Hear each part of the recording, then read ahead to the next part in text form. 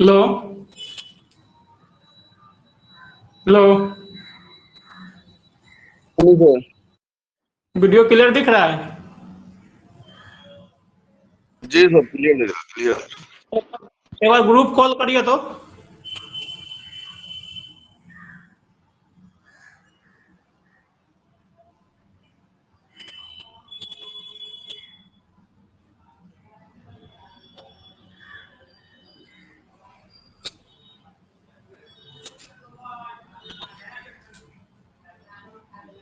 Hello.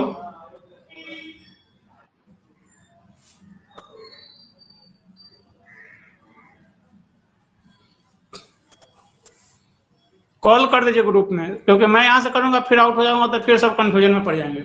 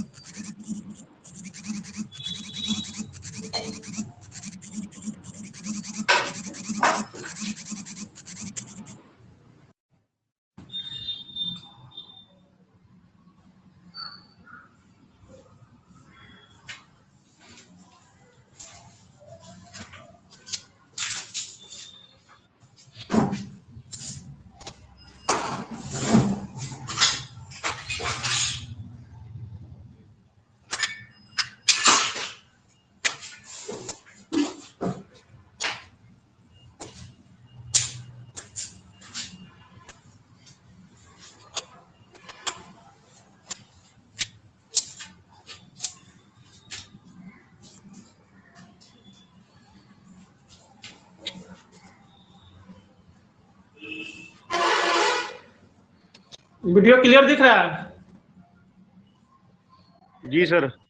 Sir group में message डाल दो, कुछ लोग चैटिंग कर रहे हैं उधर, आपका वेट कर रहे हैं मैसेज का। उन लोगों को तो मैं बोल रखा हूँ कि डायरेक्ट क्लास में आइए। पता नहीं वो मैसेज लोग डाल दो एक बार, कैसा।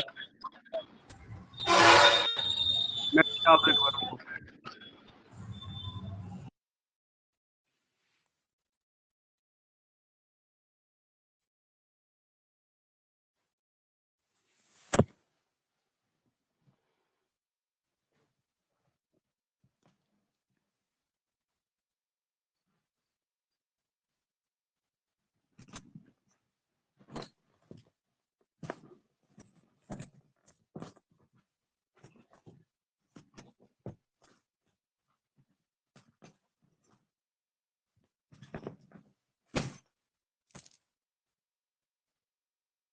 शिखा, किराया ले लिया?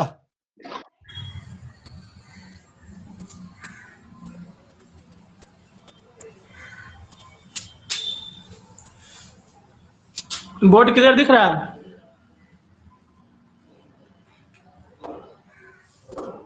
हेलो।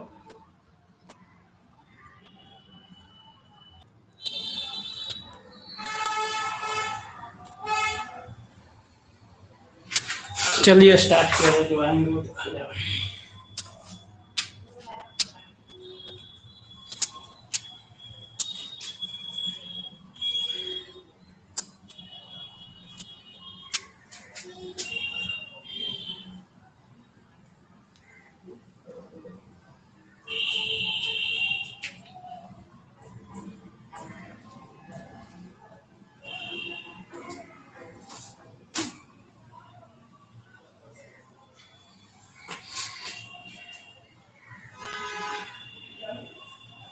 आप लोगों का पिछला क्लास था रिले का, तो लोग आप लोग समझ चुके हैं। इसमें किसी को तो कोई कंफ्यूजन नहीं है?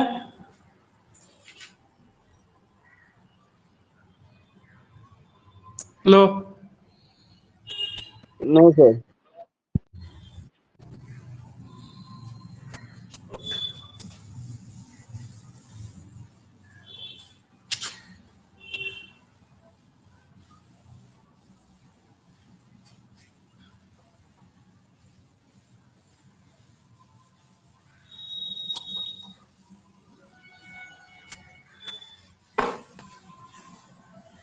देखिए, आपको किसी किसी बोर्ड में या रजिस्टर हो या ट्रांजिस्टर हो, उसका वैल्यू या नंबर आगे पीछे मिल सकता है, कोई दूसरा नंबर भी मिल सकता है।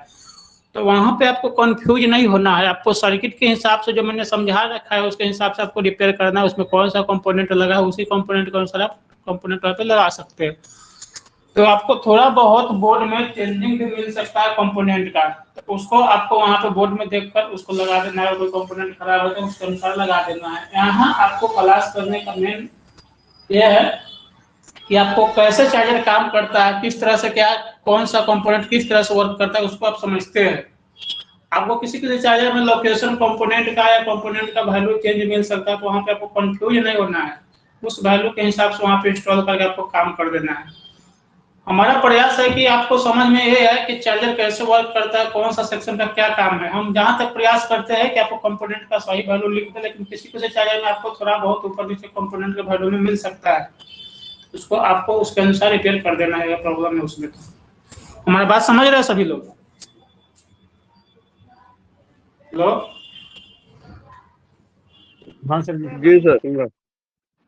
जैसे कि मान लीजिए किसी चार्जर में मैंने बता रखा है कि यहाँ पे एनपीएन ट्रांजिस्टर है, फिर कभी आगे कंपनी चेंजिंग कर दे तो कोई पीएनपी डाल दे, सर्किट को थोड़ा बहुत चेंज कर दे, तो आपको अगर सर्किट कैसे काम करता है अगर उसके बारे में नॉलेज है तो आप वहाँ पे काम कर पाइएगा। या वो दूसरा चार्जर दिया जाएगा तो आप वहाँ पे लोकेशन वगैरह नहीं देखिएगा, आपको ये समझ आ जाएगा कि सर्किट कैसे काम करता है, कैसे बताएगा, उस हिसाब से आप रिपेयर उसको कर लीजिएगा। ठीक है।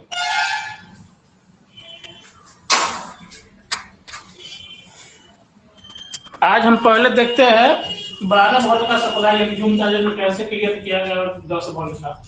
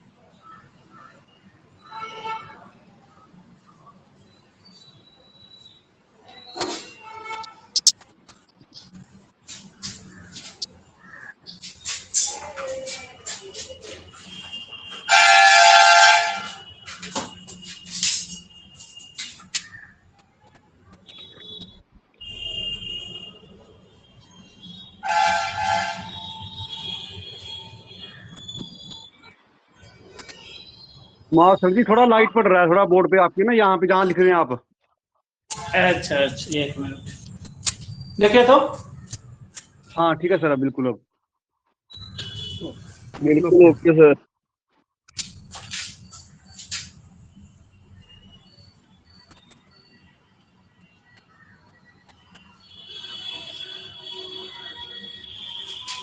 दिखाई दे रहा है? जी सर।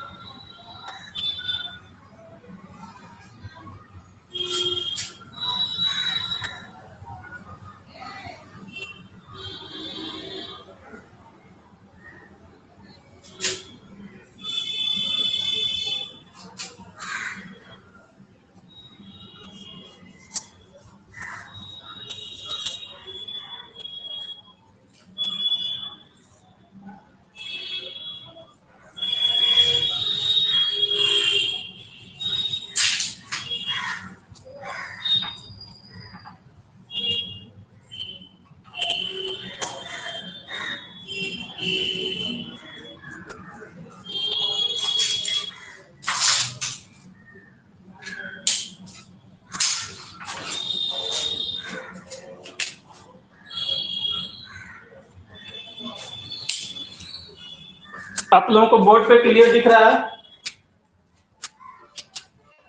जी सर। जी सर। अच्छा,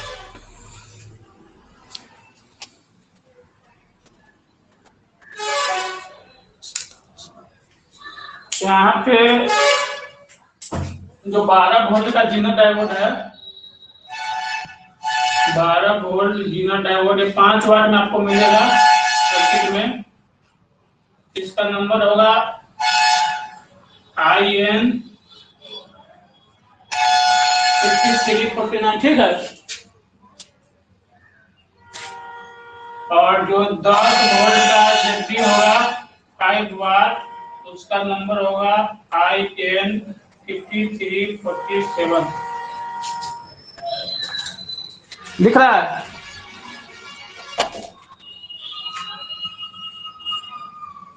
आपको जेनर का नंबर दिख रहा है? हाँ सर दिख रहा है। ओके, देखिए आपका जो 3525 है या कोई भी सर्किट में जो भी कंपोनेंट लगा है, चाहे वो कंपैरेटर आईसी है, मेन आईसी है, या ड्राइवर सेक्शन में 12 वोल्ट का सप्लाई जाता है, वो सारा सप्लाई को यहाँ से कन्वर्ट किया जाता है, क्योंकि चार्जर 48 वोल्ट का है। और इसमें जो लगा हुआ ड्राइवर आईसी है या माइक्रो कंट्रोलर आईसी है या कोई भी ड्राइवर सेक्शन है, तो वहां पर तो हम 48 वोल्ट का सप्लाई नहीं दे सकते हैं। वहां पर तो हमको 12 वोल्ट कहीं पे रिक्वायर्ड है, कहीं पे 3 वोल्ट रिक्वायर्ड है, कहीं पे 5 वोल्ट रिक्वायर्ड है, तो उसको कन्वर्ट करना पड़ता है पहले 48 वोल्ट से। क्योंकि जब शुरुआत टाइम है तो उसको तो 48 वोल्ट सप्लाई हम नहीं दे सकते कभी भी। कोई भी आईसी है, कोई आईसी 5 वोल्ट पर वर्क करता है, कहीं पे हमको 3 वोल्ट का जरूरी है, कहीं पे 1 वोल्ट का जरूरी है, कहीं पे 12 वोल्ट का जरूरी है, तो उसको 12 वोल्ट में पहले कन्वर्ट करना पड़ेगा। तो जिसमें रजिस्टेंस और जीनर से 12 वोल्ट कन्वर्ट हुआ है, उसमें इस तरह का आपको सर्किट देखने को मिलेगा। एक यहाँ पे पॉजिटिव सप्लाई आ गया 48 वोल्ट, उसके बाद आपको एक फ्यूज देखने को मिलेगा, उसके बाद एक डायोड मिलेगा जो कि 4007 हो सकता है, अगर एसएमडी है तो M7 हो सकता है। इस दोनों में से कोई नंबर हो सकता है। बोर्ड किस तरह से बनाया गया है, अगर एसएमडी डायोड लगा है तो वहां पे M7 होगा, अगर डीप डायोड लगा है तो वहां पे 4007 डायोड होगा। उसके बाद यहाँ पे एक 1K का 5 वाट का रजिस्टर देखने को मिलेगा आपको, और उसके बगल में एक जेनर डायोड 12 वोल्ट का लगा हुआ मिलेगा। अगर ऐसा सर्किट बना दे, एक 1K रजिस्टर और एक जेनर ग्राउंड कर दे, तो यहाँ पे 12 वोल्ट बन जाएगा। 12 वोल्ट का जेनर लगा दे तो वही तरीका कंपनी यहाँ पे किया है। एक रजिस्टर लगा दिया आपका 1K का, और एक जेनर डायोड 12 वोल्ट का लगा दिया, जिसका नंबर है IN 5349, और इसका अगला सिरा ग्राउंड है, तो यहाँ पे आपको 12 वोल्ट मिल गया। 10 वोल्ट का एक जेनर डायोड लगा दिया, एक 1K का रजिस्टर 5 वाट में लगा दिया, यहाँ पे आपको 10 वोल्ट मिल गया। अब देखिए यहाँ पे आपको 12 वोल्ट मिल गया, यहाँ पे आपको 10 वोल्ट मिल गया। अब कंपनी क्या किया है, इसको डायरेक्ट नहीं दिया है सर्किट में, इसके आगे भी कुछ चीज लगा दिया है कंपनी। देखिए यहाँ से 12 वोल्ट हमें मिल गया, यहाँ से 10 वोल्ट, इस 12 वोल्ट को यहाँ पे लाया एक PNP ट्रांजिस्टर है।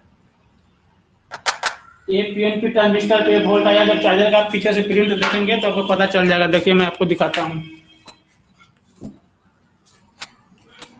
ध्यान से देखिए। ये चार्जर आप लोगों को दिख रहा है?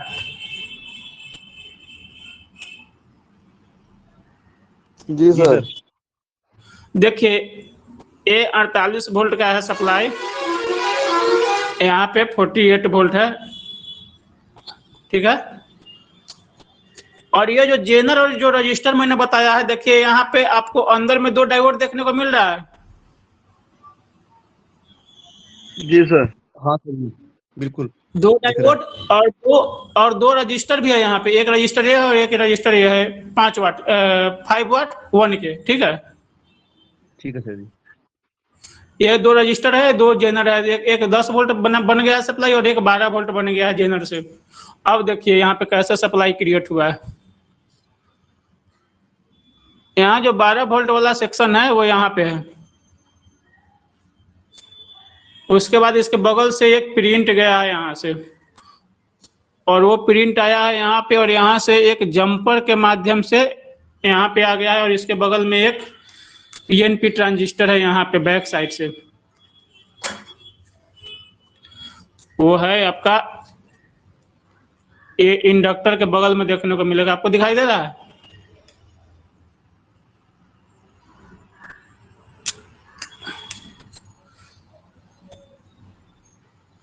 कैपेसिटर के बगल में एक ट्रांजिस्टर दिख रहा है इंडक्टर के बाद, ये वाला। नहीं दिख नहीं रहा अच्छी तरह से। अच्छा, मैं आपको वीडियो में डाल दूंगा। ठीक है, ठीक है। ये तो आपको दिख रहा है रजिस्टर और जेनर जो यहाँ पे लगा हुआ है। हाँ सर, ये दिख रहा है। ठीक।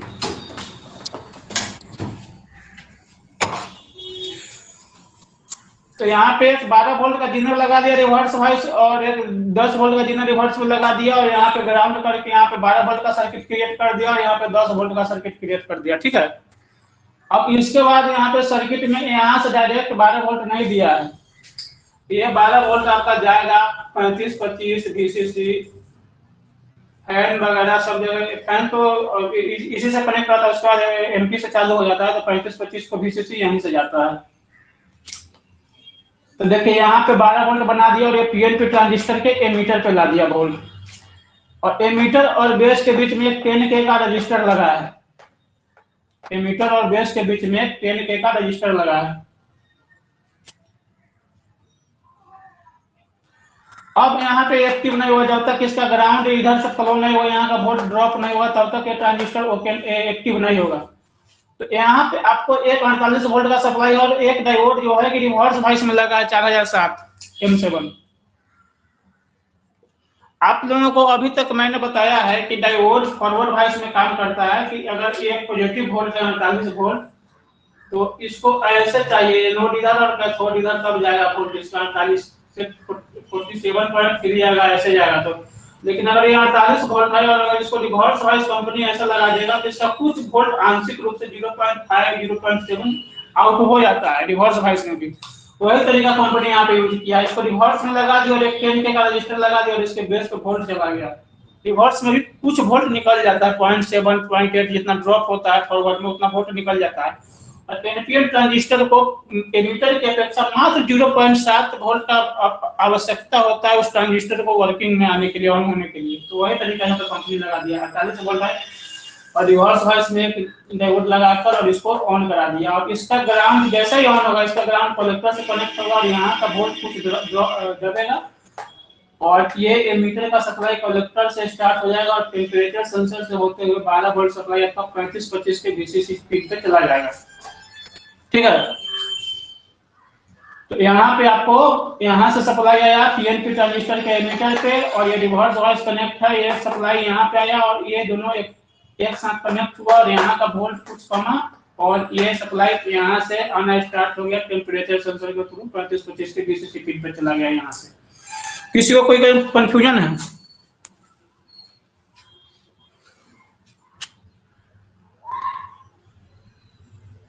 हेलो हेलो ठीक है, आ रही बात सर जी। कोई कंफ्यूजन तो नहीं है? यहाँ पे पहले जेनर लगा के 12 वोल्ट में कन्वर्ट किया, उसके बाद पीएनपी ट्रांजिस्टर के एमीटर पे वोल्ट आया और एक ट्रांजिस्टर यहाँ पे कनेक्ट है एनपीएन जो कि 48 वोल्ट सप्लाई ये वाला है, इसी सप्लाई से ये सप्लाई यहाँ पे है, यही सप्लाई है यहाँ पे।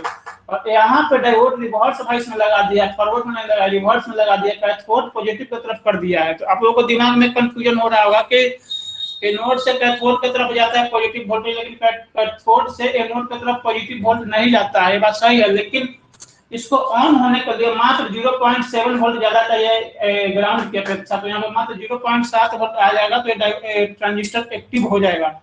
तो कंपनी यहाँ पे क्या है, इसको रिवर्स वाइस में कनेक्ट कर दिया है और एक उतना वोल्ट रिवर्स में रहने के बाद भी आउट कर देता है यहाँ से। तो 0.7 वोल्ट भी अगर मिलेगा तो ट्रांजिस्टर ऑन हो जाएगा और वही फॉर्मूला यहाँ पे कंपनी लगाकर इसको रिवर्स वाइस में कनेक्ट करके इस ट्रांजिस्टर के बेस पे दे दिया है। और जैसे ही उतना वोल्ट यहाँ पे जाता है, यहाँ का ग्राउंड यहाँ से फ्लो होने लगता है और यहाँ का वोल्ट कुछ दबता है। यहाँ का वोल्ट जब तक नहीं दबेगा ये ट्रांजिस्टर ऑन नहीं होगा, क्योंकि आपको मैंने पीएनपी ट्रांजिस्टर के बारे में बताया था कि पीएनपी ट्रांजिस्टर को एमीटर की अपेक्षा 0.7 वोल्ट कम चाहिए ऑन होने के लिए और एनपीएन को एमीटर की अपेक्षा 0.7 वोल्ट ज्यादा चाहिए। तो जब तक ये एक्टिव नहीं होगा और ये ग्राउंड से कनेक्ट नहीं होगा तो यहाँ का वोल्ट थोड़ा सा दबेगा नहीं और ये एक्टिव नहीं होगा। क्योंकि इधर का वोल्ट इधर आ जाएगा, रेजिस्टेंस से है कनेक्ट तो, लेकिन ये ग्राउंड के साथ आएगा तो रेजिस्टेंस लोड ले लेगा, तो यहाँ का इधर का वोल्ट दबे, इधर का नहीं दबेगा, लेकिन यहाँ का दब जाएगा। जैसे ही ग्राउंड से कनेक्ट होगा, यहाँ का वोल्ट कुछ ड्रॉप होगा, और इससे थोड़ा सा वोल्ट अगर कमेगा तो ये ट्रांजिस्टर एक्टिव हो जाएगा, और इसका एमिटर का सप्लाई कलेक्टर से फ्लो होने लगेगा। एक टेम्परेचर सेंसर के बाद यहाँ पे आ जाएगा 12 वोल्ट, और यही 12 वोल्ट आपका 35-25 या अन्य सेक्शन में जाएगा।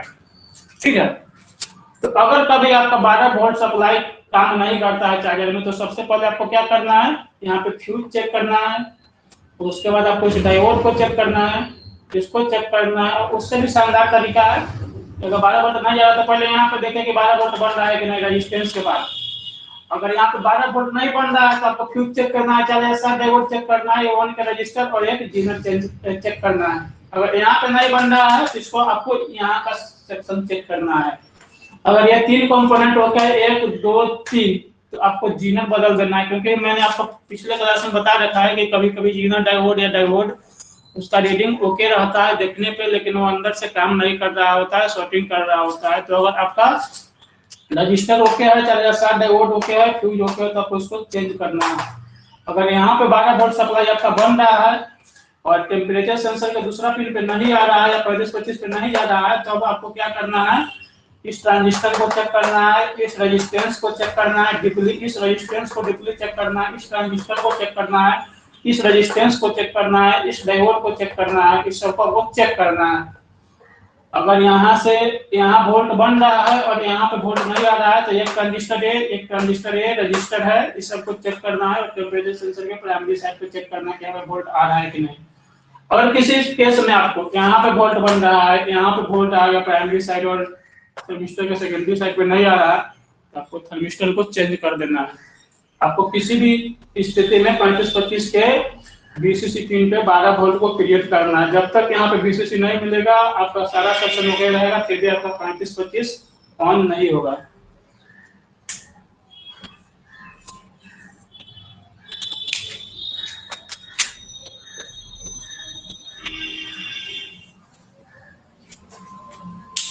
बात समझ में आई?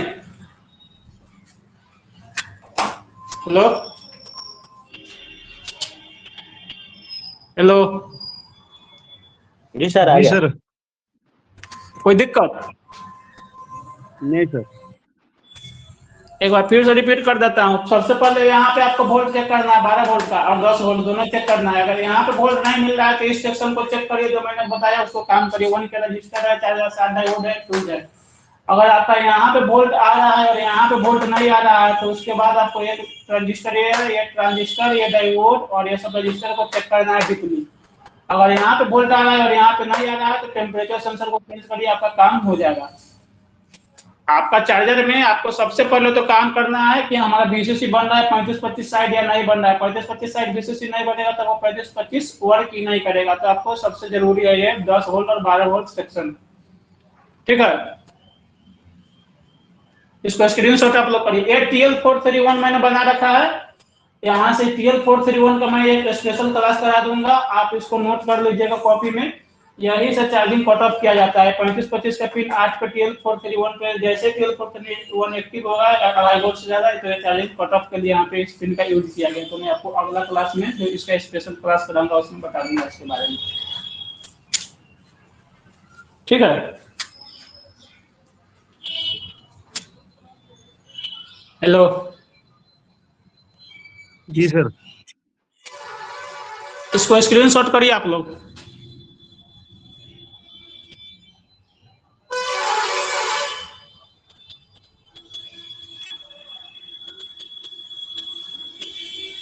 ये जो डायोड है आपका 5 वाट में मिलेगा देखने को।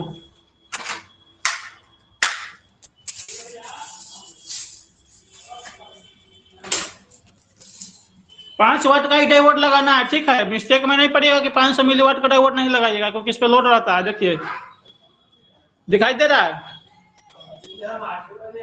जी सर। क्या दे रहा है?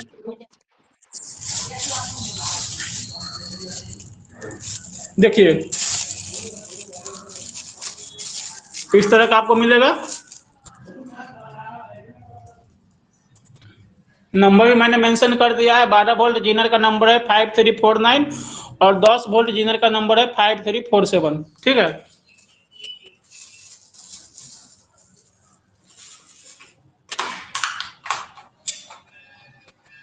स्क्रीनशॉट हो गया? जी सर। ठीक,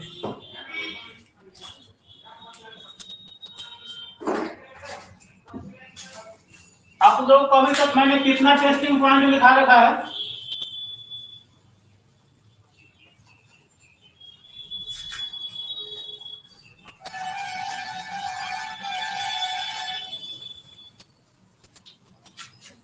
हेलो हेलो, जी सर। टेस्टिंग पॉइंट मैंने लिखाया है ना आप लोगों को अभी तक? सर 2 लिखाए हैं, 2। 2 से ज्यादा होगा। आप लोग कहाँ रहते हैं यार? 2 ही लिखा है, उससे ज्यादा है? ध्यान दीजिए तो एक बार।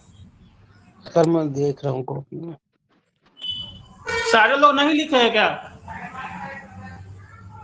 तो मेरे पास तो सर 3 लिखे हुए हैं।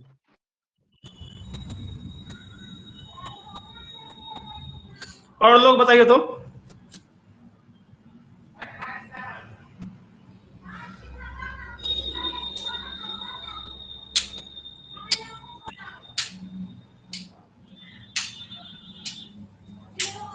जो 2 आप लिखे वो कौन कौन सा टेस्टिंग पॉइंट लिखा है? हेलो, सर जी मेरे पास कौन? तो लिखा हुआ है मेन फिल्टर कैपेसिटर पे 300 से लेकर 350 तक चेक करना है। नंबर और 2, अगर चार्जर में किसी तरह का प्रॉब्लम हो तो आपको चार्जर का मॉस्फेट ड्राइव 2 से 5 वोल्ट तक चेक करना है। 3 तीसरा number program IC pin number 2 पे battery level sense volt check करना। 3 पॉइंट ना है? हाँ सर, 3 है। चलिए चौथा पॉइंट लिख लीजिए।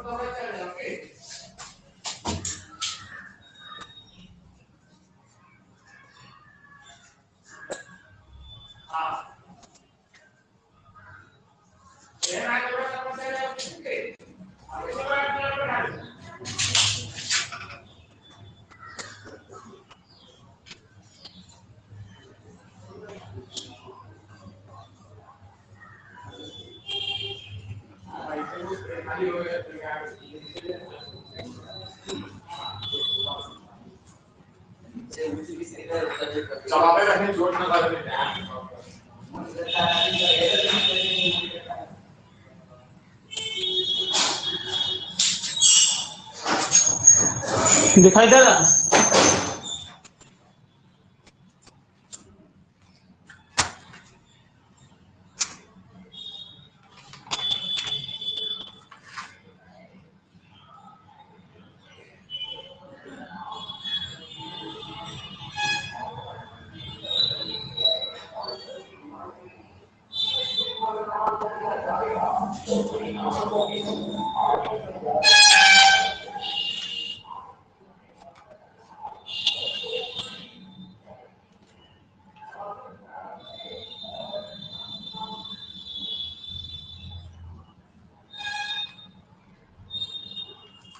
हेलो, जी सर। सर जी बहुत परेशान दिखाई हो रहा है एक बार। क्या? बोलने पे तो लिखा आपने। क्या बोल रहे हैं? लिखा जो आपने बोलते ना ऐसा बोलना थोड़ा इसके बारे में क्या क्या लिखा है। चार्जर में 35-25 के VCC सप्लाई के पिन पर 12 वोल्ट चेक करें। 10 वोल्ट और 12 वोल्ट सप्लाई को चेक करें। नहीं दिखाई दे रहा है? दिखाई दे रहा था, थोड़ा समझ नहीं आ रहा था। अब दिखाई दिया, देखिए तो। हाँ सर दिखा दो।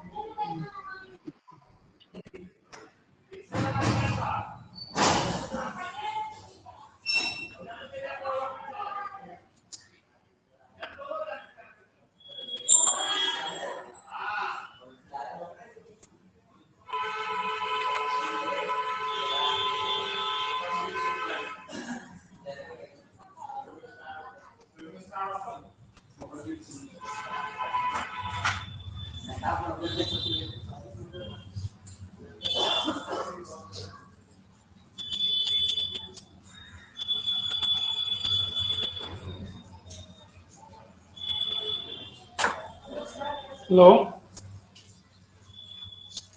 जी सर हो गया? होगा सर जी।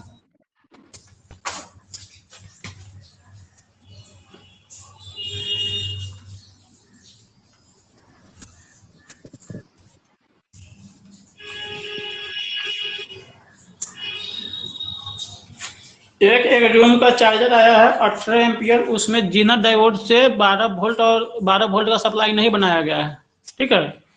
उसमें एक आईसी लगा है वाइपर 22A, उससे 12 वोल्ट का सप्लाई क्रिएट किया गया है, उसका आप लोग समझ लीजिए।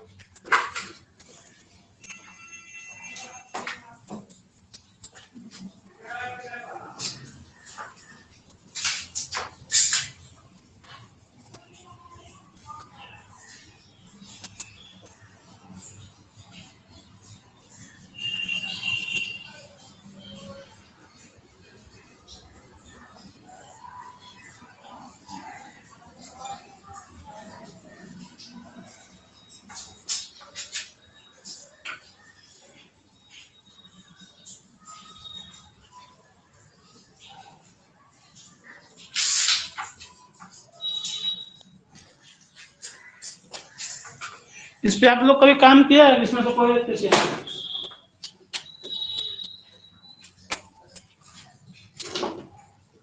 हेलो हेलो, जी सर आप लोग वाइपर 22 से ऊपर काम किए हैं? ये सर इंडक्शन में देखने को मिलती है सर। क्या? सर इंडक्शन वगैरह में देखने को मिलते हैं। इंडक्शन होगा डीटीएच में भी है। वाइपर 22 है। जी सर देखिए, जो लोग नहीं देखे हैं वो लोग देख लीजिए। ये वाइपर 22 से है आईसी, इसमें मॉस्फेट इंस्टॉल रहता है और आईसी भी है, कॉम्बो आईसी है, 8 पिन का रहेगा।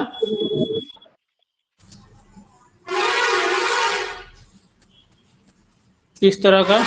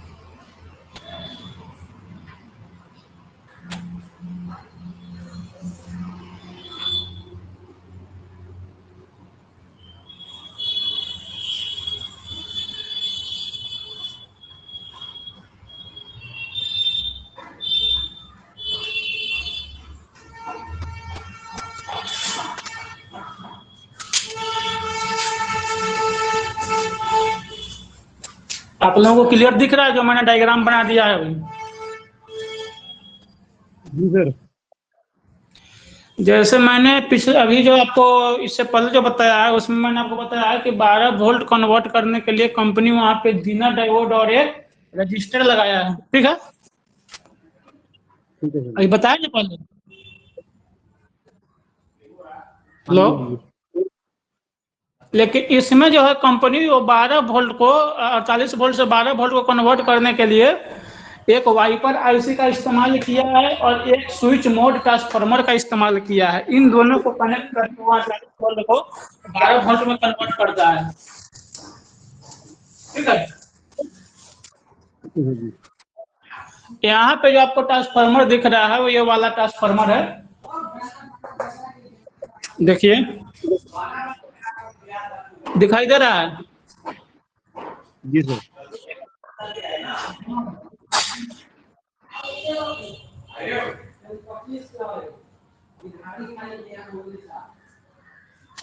देखिए क्लियर दिख रहा है।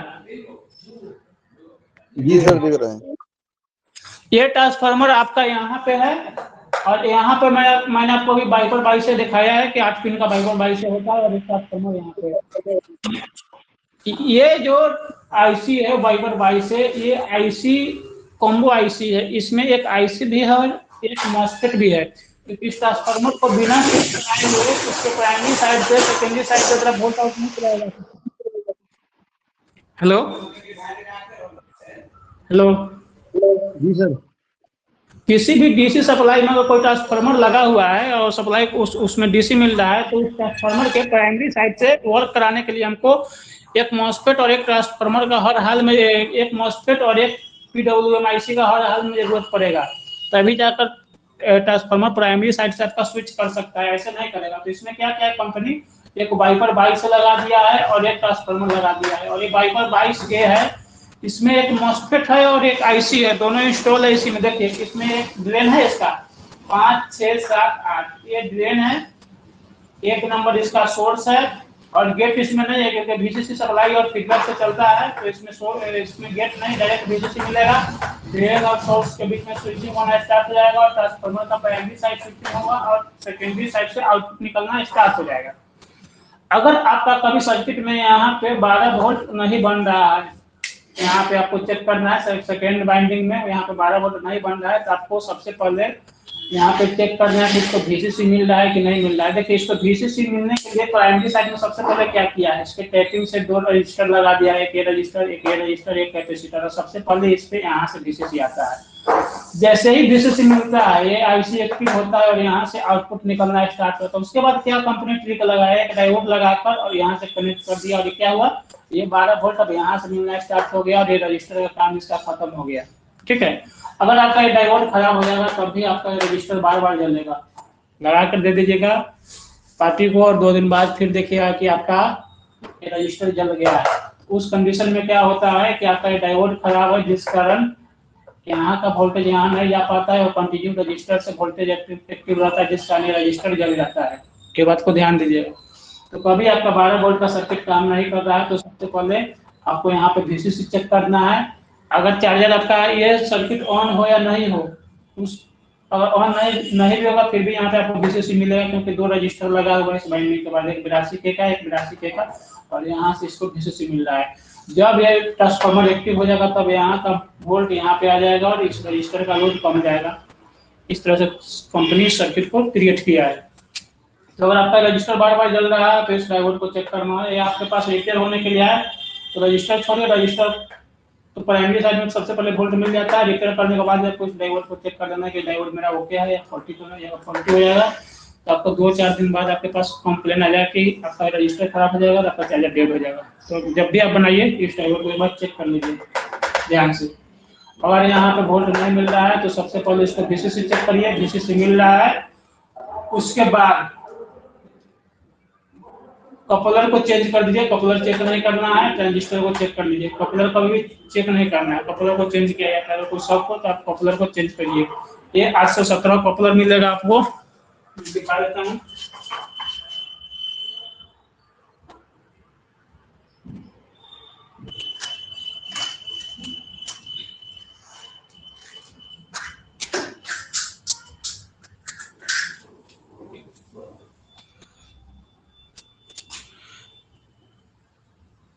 एक कपलर है 817।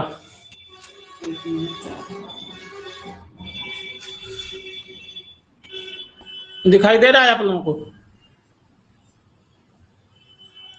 जी सर। ये जी डीप सर, जान ऐसे जो लोग काम करते होंगे उनको पहले से पता होगा।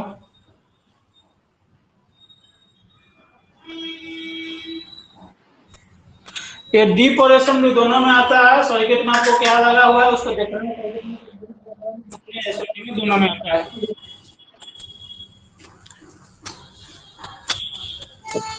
तो अगर VCC नहीं मिल रहा है आपको तो सबसे पहले 2 रजिस्टर चेक कीजिए, एक ये 82K का और एक 82K का। अगर VCC सबसे मस्त है, अगर यहाँ पे बाहर कोई काम नहीं करे तो सबसे पहले VCC आपको चेक करना है। अगर VCC मिल रहा है उसके बाद आपको ट्रांसफार्मर की तरफ देखना है। और इस डायोड को, ये डायोड खराब होता तो आपको VCC मिलेगा ही नहीं। VCC मिल रहा है उसके बाद ट्रांसफार्मर को देखना है कि ट्रांसफार्मर मेरा ओके है या ट्रांसफार्मर ओके है। उसके बाद आपको ये ट्रांजिस्टर चेक करना है और एक कपलर चेक कर देगा। कपलर आपका खराब हो जाएगा। देखिए ये 3 नंबर जो यहाँ पे है, ये 3 नंबर, ये वोल्टेज फीडबैक क्या है। तो मैंने आपको पिछले क्लास में बताया ना कि जितना भी आईसी जो ड्राइव निकालता है सब वोल्टेज को फीडबैक में सेंस करता है। तो वोल्टेज फीडबैक का अगर ये सेक्शन आपका खराब हो जाएगा तो आपका आउटपुट आएगा, 1-2 सेकंड बाद आपका आउटपुट बंद हो जाएगा। तो अगर आपका VCC मिल रहा है और ये वर्किंग नहीं कर रहा है तो आपको एक बार वाइपर बाई से को देखना है। अगर वाइपर बाई से आपका ओके है उसके बाद इस ट्रांसफार्मर को देखना है। अगर ट्रांसफार्मर ओके है तो आपको कपलर चेंज कर देना है, इसको चेक कर लेना है। ठीक है, VCC मिल रहा है आपको अगर यहाँ पे तो सबसे पहले आपको वाइपर बाई से को चेंज कर देना है। और इसके चेंज करने के बाद भी आपका काम नहीं हो रहा है तो ट्रांसफार्मर को चेक करना है। ट्रांसफार्मर मेरा फॉल्टी तो नहीं है, ट्रांसफार्मर भी फॉल्टी हो जाता है। और अगर ये चेंज कर दिया आपका ट्रांसफार्मर ओके है तो इस कपलर को चेंज कीजिए और ट्रांजिस्टर के बाद चेक कर लीजिए, आपका काम हो जाएगा। किसी किसी केस में क्या होता है कि वोल्टेज फीडबैक जो भी सर्किट में लेता है इसमें तो कुछ देर के लिए अगर आपका ये सर्किट काम नहीं करेगा तो आउटपुट आपका बढ़ेगा। हेलो, किनका माइक ऑन है? हेलो, किसी का माइक ऑन है जी? हेलो, जी सर। जी सर, बताइए माइक सर। बोल रहे हैं कि अगर आपका सबसे पहले सर्किट में अगर यहाँ पे 12 वोल्ट काम नहीं कर रहा है तो आपको सबसे पहले यहाँ पे VCC चेक करना है। अगर VCC नहीं आ रहा है तो ये 2 रजिस्टर चेक करिए, एक कैपेसिटर चेक करिए। अगर VCC मिल रहा है उसके बाद आपको वाइपर बाई से को चेंज करना है, डायरेक्ट चेंज करिए। वाइपर बाई से चेंज कर दीजिए। VCC अगर मिल रहा है वाइपर बाई से आप चेंज कर दिए फिर भी आपका सप्लाई नहीं आ रहा है तो ट्रांसफार्मर का तरफ देखना है कि मैं ट्रांसफार्मर फॉल्टी तो नहीं है। अगर ट्रांसफार्मर फॉल्टी है तो ट्रांसफार्मर को चेंज कीजिए। अगर उसके बाद भी आपका प्रॉब्लम सॉल्व नहीं हो रहा है तो इस कपलर को चेंज कीजिए और ये 2 डायोड आप चेक करना है और एक ट्रांजिस्टर चेक करना है। ठीक है, सर ये VCC लगभग कितना वोल्ट होगा, कोई फिक्स होता है सर? वही 12-17 वोल्ट के आसपास रहता है। जी सर। जी सबसे पहले आपको VCC चेक करना है। इसमें ज्यादातर फॉल्ट आता है, मैं बता देता हूँ। ये जो वाइपर बाई से है ये बर्न कर जाता है। इसका जो ऊपर का जो नंबर है ना वाइपर बाई से का, जब ये फॉल्ट होगा तो ऊपर वाला फट जाता है। कभी कभी किसी किसी केस में क्या हुआ कि आपका नंबर पता ही नहीं, ऊपर वाला फट जाता है। इस आईसी का खराबी यही है कि जब भी खराब होगा ऊपर वाला आपका ब्रेक कर जाएगा, फट जाएगा, आपको नंबर पता नहीं चलेगा। ठीक है, बिल्कुल सही सर, फट जाता है। ये फट जाएगा आपका तो आपको ध्यान रखना है कि हमने वाइपर बाई से आपको नंबर बता रखा उसको इंस्टॉल कर देना। दूसरा केस इसमें आता है ये रजिस्टर हीट होकर जल जाएगा। ठीक है, ये 2 रजिस्टर हीट होकर जल जाएगा तो आपको सर्किट के अनुसार इसको मिलाइएगा कि कहाँ पे रजिस्टर है या जो रजिस्टर जल रहा है आप सर्किट के हिसाब से मिलाइएगा और वैल्यू डाल दीजिएगा। 82K का, दूसरा 82K का है और एक रजिस्टर इसमें यहाँ पे है 10K का। ये भी कभी कभी हीट होता है और जल जाता है, लेकिन सबसे ज्यादा फॉल्ट आता है या तो ये फट जाएगा इसी, नहीं तो रजिस्टर जल जाएगा, नहीं तो किसी किसी केस में ये स्विच मोड ट्रांसफार्मर खराब हो जाता है, अंदर से इसका बाइंडिंग लीकेज हो जाता है। बाहर से चेक करिएगा आपको ओके दिखाएगा लेकिन आपका सारा सेक्शन ओके है, ये काम नहीं करेगा। आप उस समय काम करते करते थक जाएंगे कहाँ से प्रॉब्लम है, लेकिन आपका प्रॉब्लम रहेगा इस एमपी के स्विच मोड ट्रांसफार्मर एसएमपी के पास। तो इसको चेंज करना है। अगर VCC मिल रहा है आपने इसको चेंज कर दिया उसके बाद आपको इसको चेंज करना है और इसको साथ में ही चेंज करना है और इसको चेक कर देना। देखिए मैं आपको एक तरीका बताता हूँ। इलेक्ट्रॉनिक फील्ड में कभी कभी क्या होता है, अगर आपको इसमें अच्छा तरीका से रिपेयर करना है तो आपको किसी किसी कंपोनेंट को डायरेक्ट चेंज करना पड़ता है, तभी आप इस फील्ड में सफल हो पाइएगा। नहीं तो आप काम करते करते परेशान हो जाइएगा, फॉल्ट कहाँ रहेगा, ढूंढते ढूंढते आपका टाइम पास हो जाएगा। तो अगर आपको VCC मिल रहा है तो इसको सबसे पहले इसको चेंज कीजिए। अगर ये चेंज करने के बाद भी आपका सर्किट में काम यहाँ पे नहीं हो रहा है, आपका सप्लाई ऑन नहीं हो रहा है, तो आपको इस ट्रांसफार्मर को चेंज करना है, इस कपलर को चेंज कर दीजिए और इस ट्रांजिस्टर को चेक कर लीजिए। बात खत्म है, आपका काम हो जाएगा, आपका सप्लाई ओके हो जाएगा। कोई प्रॉब्लम? ट्रांजिस्टर का नंबर क्या TL क्या? हेलो हेलो, सभी ट्रांजिस्टर का नंबर क्या है इसका? NPN है, N लिखा हुआ है ना। नंबर क्या क्या सर? नंबर क्या बोल रहे हैं जी? सर नंबर नहीं, कोई भी सर नंबर नहीं लिखा आपने कोई भी ट्रांजिस्टर का। NPN जो ट्रांजिस्टर होता है SMD में, उसका कलेक्टर बेस एमिटर कभी चेंज नहीं होता, तो आप कोई भी नंबर को डाल सकते हैं। मैंने आपको पहले बता रखा है, NPN ट्रांजिस्टर का कलेक्टर बेस एमिटर किसी भी नंबर का होगा, इसका चेंज नहीं होगा। तो आप 1F डाल दीजिए, 1F मंगा लीजिएगा। 1F आपको लग जाएगा, चार्जर में भी लग जाएगा, कंट्रोलर में भी लग जाएगा। इसमें कलेक्टर बेस एमिटर चेंज नहीं होता है, लेकिन डीप में क्या होता है मैं बता देता हूँ। डीप ट्रांजिस्टर आपका कोई है तो उसका कलेक्टर बेस एमिटर चेंज हो सकता है। कलेक्टर बेस एमिटर किसी में ऐसा हो सकता है, किसी में बेस आपको यहाँ पे हो जाएगा, कलेक्टर यहाँ पे हो जाएगा, किसी में आपको बेस यहाँ पे हो जाएगा, कलेक्टर यहाँ हो जाएगा, एमिटर यहाँ हो जाएगा। लेकिन SMD में आपको हमेशा कलेक्टर ये रहेगा, बेस ये रहेगा और एमिटर ये रहेगा, इसमें चेंज नहीं होता है। इसलिए मैं नंबर नहीं लिखता हूँ, कोई भी नंबर डाल सकते हैं आप। SMD में 1F ट्रांजिस्टर मंगा लीजिएगा और एक 2F मंगा लीजिएगा। एक NPN है 1F और 2F PNP। आपको किसी भी सर्किट में SMD में ट्रांजिस्टर लगाने के लिए सोचना नहीं पड़ेगा, सिर्फ देखिए NPN है या PNP और 1F और 2F डाल दीजिए, आपका प्रॉब्लम सॉल्व हो जाएगा। ठीक है,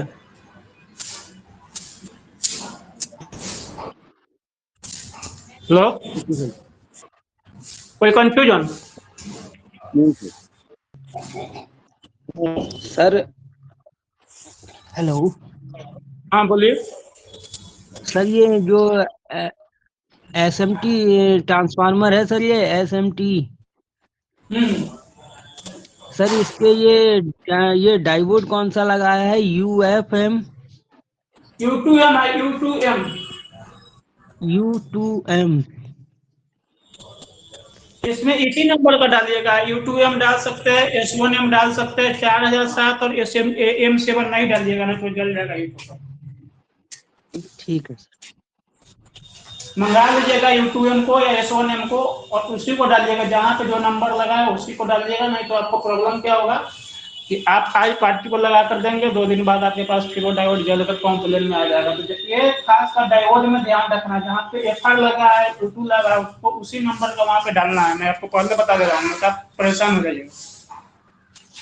ठीक है, हेलो, ठीक है सर, ठीक है। अभी आपको यहाँ पे 12 वोल्ट नहीं मिल रहा है, तो अगर यहाँ पे VCC मिल रहा है तो सबसे पहले आपको इसको चेक करना है SMT को, और इसको अगर ये ओके है आपको तो इसको चेंज करना है। लेकिन अगर इसके चेंज करने के बाद भी आपका प्रॉब्लम सॉल्व नहीं हो रहा है तो इसको चेंज करिए, इसको चेंज करिए और इसको चेंज करिए और इसको चेक कर लीजिएगा फॉल्टी है तो इसको चेंज कर दीजिए। कितना कंपोनेंट हो गया? VCC मिल रहा है उसके बाद मैं बता रहा हूँ। अगर यहाँ पे आपको VCC मिल रहा है, सबसे ज्यादा केस इसमें आता है कि ये फट जाएगा, आपका प्रॉब्लम बाहर से ही दिख जाएगा, ये फट जाता है।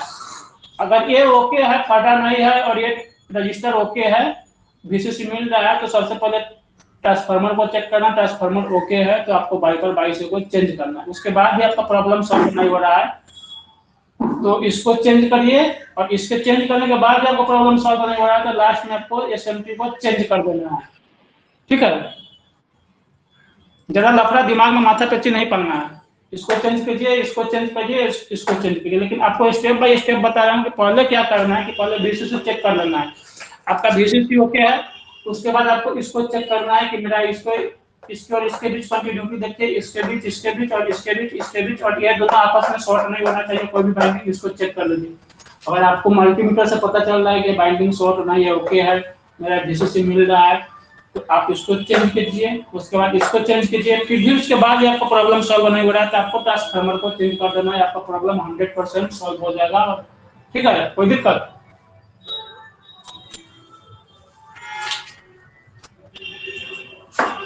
हेलो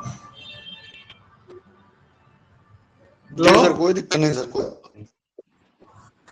एक इलेक्ट्रिशियन हमको परसों कह रहे थे कि आप जो समझाते हैं हमें समझ नहीं आता है, आप लोगों को समझ आ रहा है या नहीं आ रहा है? जी सर, बिल्कुल समझ में आ रहा है सर। जी सर, समझ तो आ रहा है। हेलो, जी सर, कोई दिक्कत तो नहीं ना है आप लोगों को समझने में? नहीं सर, समझ आ रहा है। इसको स्क्रीनशॉट कर लीजिए। मैं आपको इसलिए बता रहा हूँ कंपोनेंट चेंज करने के लिए कि इसमें फीडबैक लगा हुआ है तो आप इसको ट्रेस नहीं कर पाइएगा, क्योंकि इसके फीडबैक पर अगर यहाँ से आउटपुट नहीं करेगा तो आपका सप्लाई बंद हो जाएगा, तो आप इसको ट्रेस नहीं कर सकते हैं। इसमें आपको अगर अच्छा तरीका से काम करना है तो इसमें आपको चेंज करना पड़ेगा, और वही तरीका है इसको बनाने का। ठीक है, देखिएगा आप लोग एक ध्यान दिए होंगे कि जो लोग इलेक्ट्रॉनिक फील्ड में पुराने इलेक्ट्रिशियन है या जिनका मार्केट में नाम है, उनके यहाँ पार्टी का बिल ज्यादा बनता है। ये बात आप लोग गौर किए हैं? जी सर। अगर कोई इलेक्ट्रिशियन किसी फील्ड में है, पहले से है, तो आप लोग एक ध्यान दीजिएगा एक बात को कि पार्टी कहता है को बहुत पैसा लेता है, तो वो बंदा जानता है कि इलेक्ट्रॉनिक फील्ड में कैसे टिके रहना है। कभी कभी क्या करता है वो, तो कोई सेक्शन फॉल्टी हैरान करता है उसको या तंग करता है, तो बहुत सारे कंपोनेंट एक बार चेंज कर देता है और काम हो जाता है। थोड़ा टाइम लगेगा लेकिन फॉल्ट सॉल्व हो जाता है। ठीक है, हेलो। जी सर। जी सर। जी सर। अगर आपको ये सेक्शन परेशान कर रहा है तो आपको एमटी को मंगा कर रखना है। आपको काम करने से पहले मैं बता रहा हूँ, कंपोनेंट आपको मंगा कर रखना है। ये ट्रांसफार्मर बहुत ज्यादा खराब होता है, ये खराब होता है आपका, ये खराब होगा और ये रजिस्टर जलता है। ये तीन चीज ज्यादा केस में आता है। सबसे पहले तो इसमें ये खराबी आता है, ये फट जाएगा, ये रजिस्टर जल जाएगा, कभी कभी ये ट्रांसफार्मर शॉर्ट हो जाता है, ये आपका जैसे ये फटेगा ये कैपेसिटर ब्लास्ट हो जाएगा आपका 25 वोल्ट का 47 एमएफ का, ये ब्लास्ट हो जाता है। तो आपको नंबर मैंने लिख रखा है, इसको चेंज कर दीजिएगा, फट जाता है। पहला फॉल्ट इससे आता है, दूसरा फॉल्ट रजिस्टर से आता है, तीसरा फॉल्ट इससे आता है, ये कभी कभी खराब होता है। तो आपको ज्यादा परेशान हो रहा है तो सबको चेंज करिए, इसको चेंज कीजिए, इसको चेंज कीजिए, इसको चेंज कीजिए, इसको चेक करिए। कितना खर्चा आएगा? 150-200 का खर्चा आएगा, बात खत्म है, उतना मेरा काम हो गया, बात खत्म। सर ये ट्रांसफार्मर का भी कोई नंबर होता है क्या? नंबर नहीं होता है, जहां से आप मंगाते हैं ना उसको पिक बताइएगा या बताइएगा कि एक जूम का सप्लाई का वाइपर का ट्रांसफार्मर चाहिए तो भेज देगा। ये तो सब अपना अपना स्पेशल बाइंडिंग करता है ना सारा कंपनी, इसमें नंबर नहीं आता है। सबका अपना स्पेसिफिक बाइंडिंग होता है, तो अपने अपने हिसाब से सब बाइंडिंग करके रखता है कंपनी।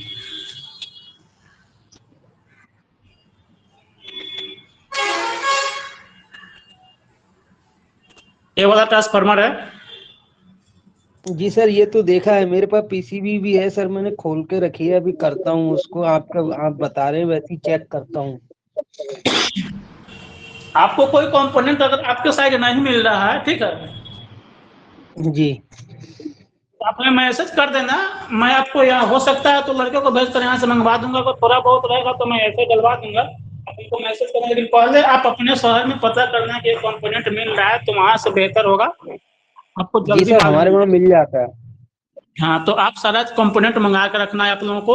और प्रयास एक चीज का करना है कि सारा कंपोनेंट आप अवेलेबल रखें। इलेक्ट्रॉनिक फील्ड में आपको कौन सा कंपोनेंट कब खराब मिल जाएगा, किसी कौन से कंपोनेंट को संदेह के आधार पर बदलना पड़े, कोई नहीं कर सकता। तो जब तक आपके पास सारा कंपोनेंट नहीं रहेगा, रिपेयरिंग में आपको दिक्कत होगा।